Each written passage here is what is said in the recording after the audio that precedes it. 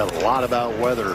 Man. Jake Myers grounds to short. That'll do it for the Astros on this Wednesday afternoon as they drop a 4-1 game. The Twins take 2 out of 3 in this series.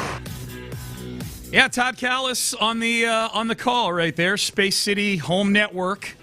The Astros lose again yesterday afternoon. I got to go back and look. I'm trying to remember the last time that I went into an afternoon excited to watch a game.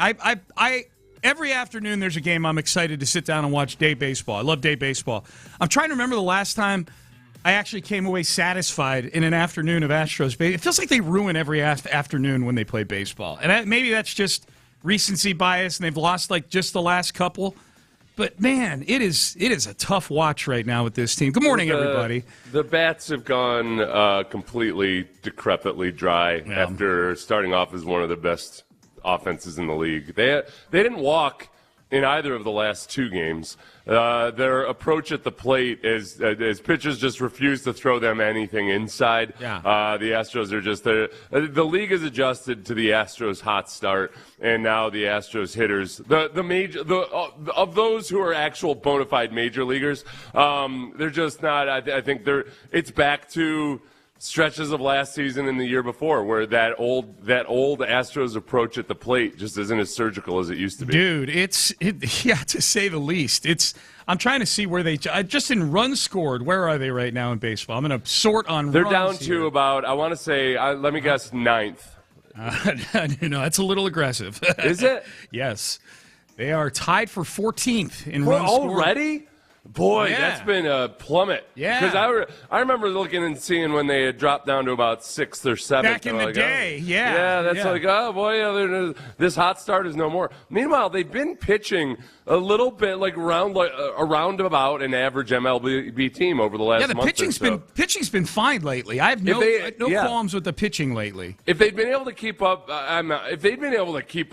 the streak they were on hitting at the beginning of the season, they'd actually be a bona fide MLB team right now, a contender. They'd be leading this division by like 7 games. Oh yeah, you know what I mean? Like this division's terrible, and yet it may be the thing that keeps the Astros from tearing. I don't want to say tearing the thing up, but at least start trading off pieces. And that's going to turn into the conversation because I can't come in here every day, Seth. They're off today, so it's guaranteed tomorrow that we will not come in talking about a miserable Astros game in the morning because there is no miserable Astros game tonight. But I don't know the appetite. I'm very curious, genuinely curious, the appetite our audience has if they keep playing like this to sit here and talk about games that they're losing 4-1. You know, that you just sit there for 2.5 hours in an afternoon and Mike Burrows gives up a 3-run home run and you're like, all right, well, that's probably game over. And that's not an exaggeration lately. Chandler Rome had the numbers. I got to find him here. They've scored 37 runs in the 15 games they've played without Carlos Correa. They've been without Carlos Correa for a couple weeks now. They've scored 37 runs in those 15 games. Yeah. That's 2.6 runs per game. That includes a 10-run outburst against Cincinnati in that Friday night game. That they scored a bunch of runs that game. So in the other 14 games, they've scored 27 runs, less than 2 runs a game. I can't ever. Like you had mentioned, like it's kind of back to where they were last year with these lulls and things like that, which is true. It's just this one. This is the worst I can remember. This is bad. It's miserable baseball. It's like watching spring training baseball or something. And like yesterday, you texted me in the bottom of the 4th there, where Vasquez chose not to challenge a 2-strike pitch with 2 outs, and Vasquez has been horrendous at challenges, just awful. Yeah. Vasquez and Cam Smith, I'm at points saying never challenge again. Yeah. Why? Why are you even challenging this? And yet, here's a perfect situation for Vasquez. This would have made sense, even if it wasn't a clear-cut challenge or anything. It's that, okay, at least this is a situation where you would do it. Cam Smith the other day challenged on an 0-1 count in the first at-bat of an inning early in the game and failed. Because that's what he does. He fails on his challenges. Yeah. And it's just an asinine time to challenge. At least here, Vasquez, okay, he's awful at challenging. Yeah. But, like, they don't even know how to choose when to risk being awful at challenges. Yeah, yeah. We've got a whole new thing.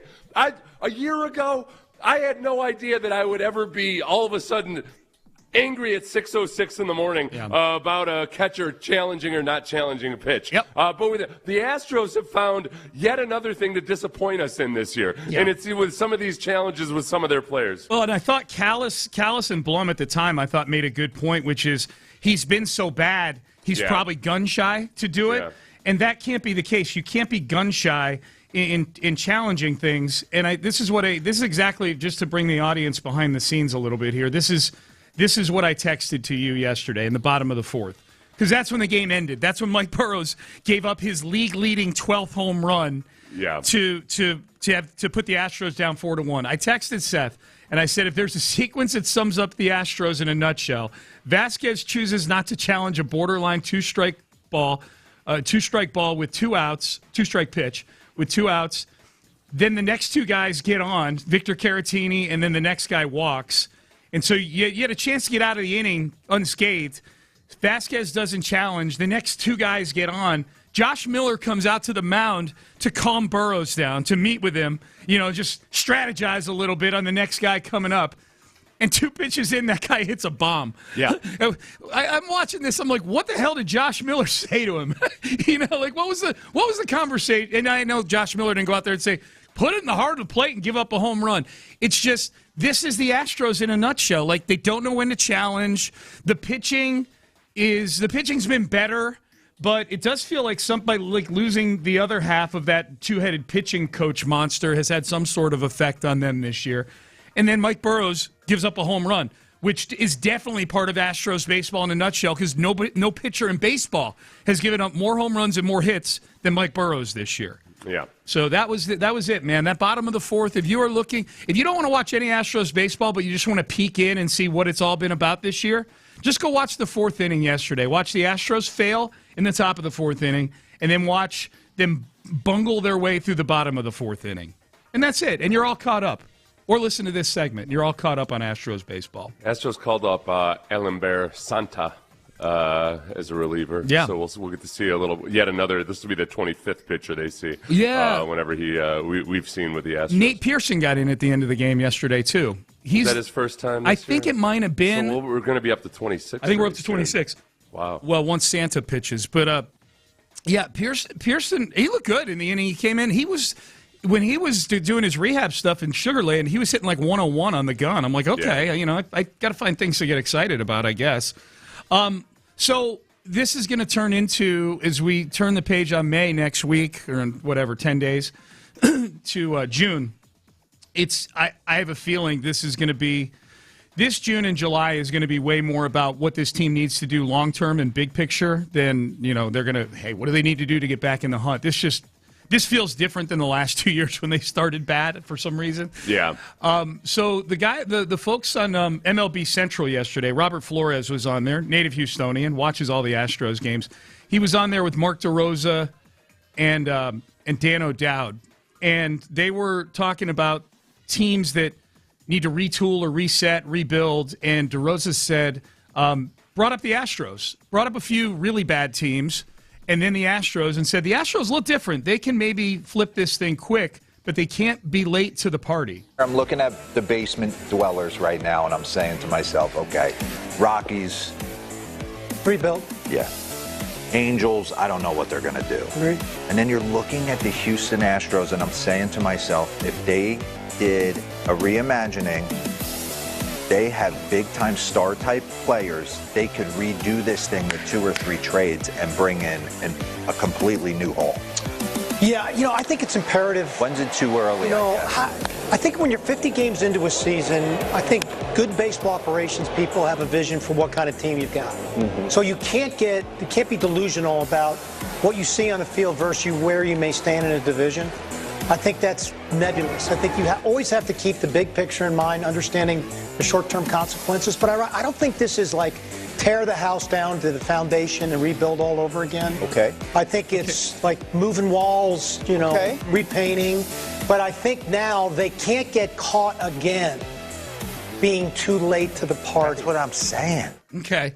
Yeah, This wouldn't even be an interesting one. Could be caught again being too late to the party. I don't know if that's maybe you didn't mean that all that impactfully or so. Yeah, or maybe he thought they should have made more moves at the deadline last year.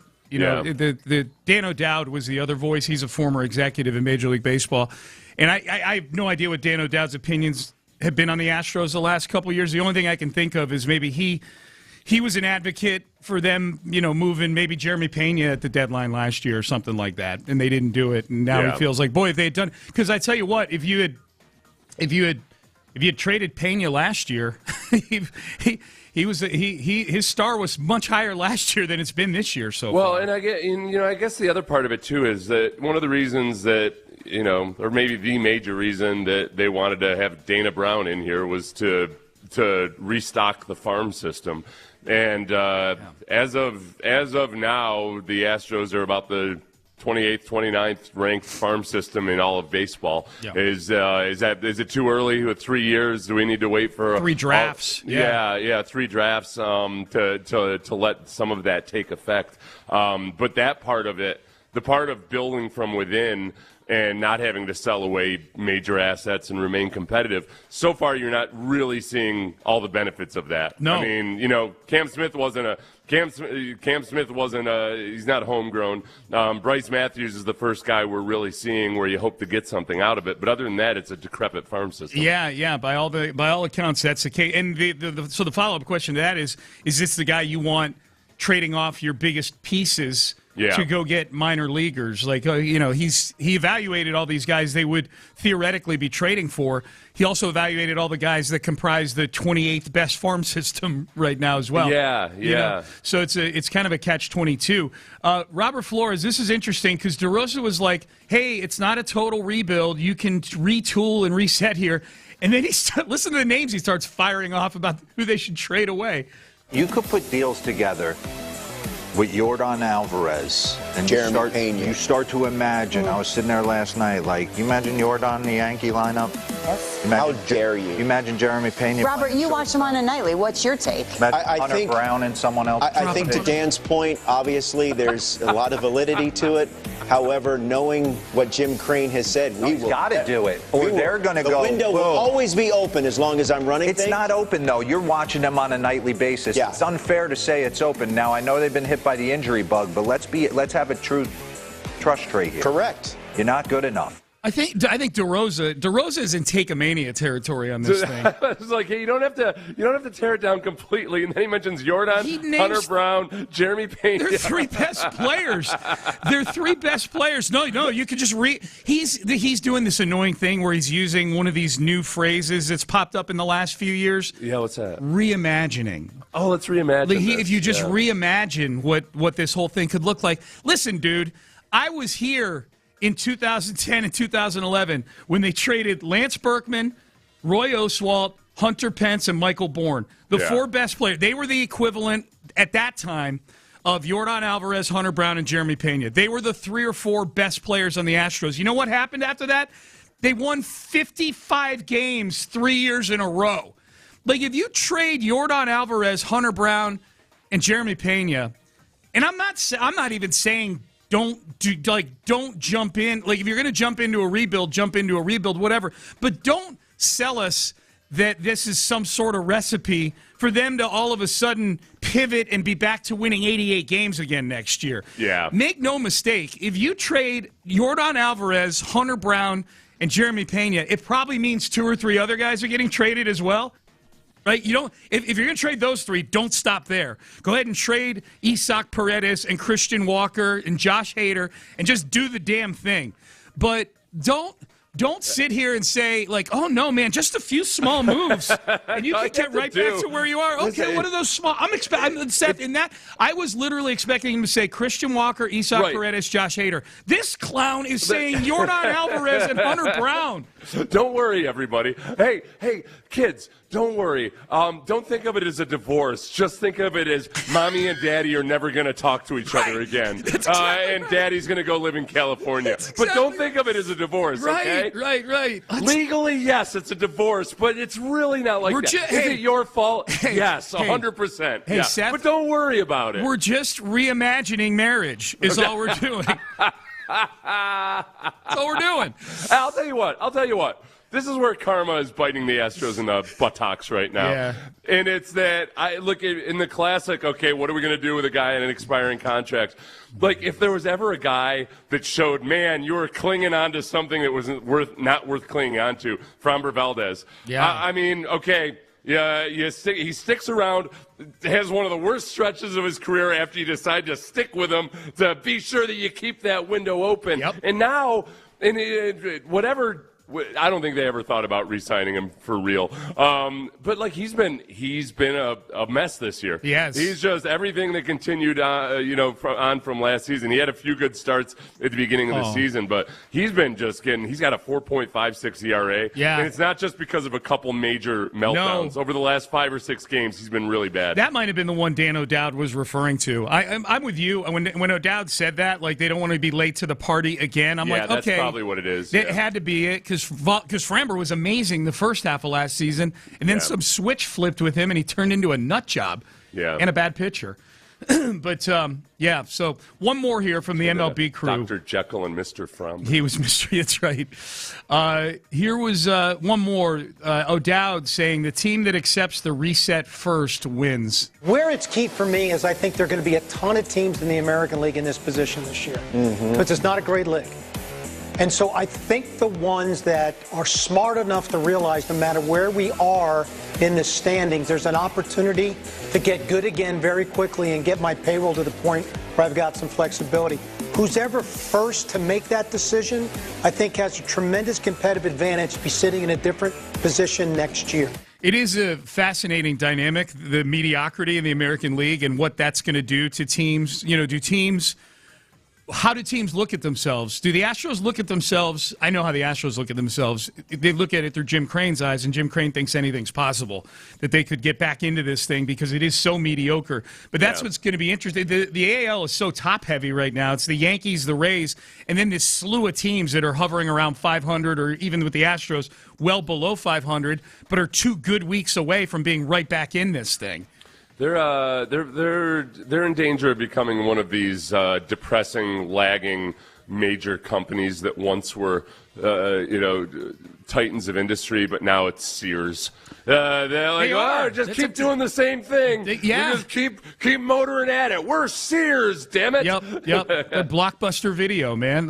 You know what people are going to want to do forever? Watch movies. Kids, Sears used to be a big deal. Okay, it did. You'd go do your Christmas shopping. You could get your hair cut there. A few of them had an actual diner in the Sears. Yeah, dude, it's depressing. Amy and I were coming home from somewhere. Oh, we were coming home from Conroe last Saturday, and we drove down Shepherd, like the long way down Shepherd, where you go through Garden Oaks over there, kind of north of the Loop. And there's an old Sears. There was an old, like a big Sears over there, and the huge sign is still out in the parking lot, like next to the street, like the gigantic, and it's all decrepit and it's worn down, and you can barely make out the letters Sears on the side. Like, it's so depressing, man. Like Sears used to be a big deal back in the day. That's more depressing than Blockbuster, because Blockbuster was relatively short-lived, whereas Sears was such a mainstay for so long. No doubt. All right, we are off and running on a Thursday. You can text in 713-572. 4610. Apologies to any Sears executives in the audience. I know it's not your fault. Okay, no, it's not your fault. It's not. It's tough being 90 years old. Yep.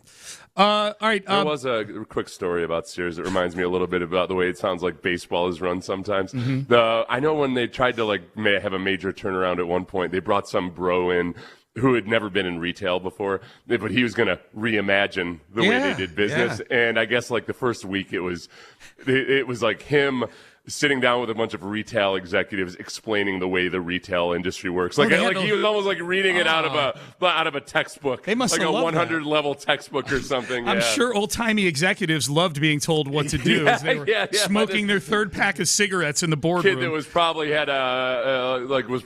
wearing a scarf or something. Right.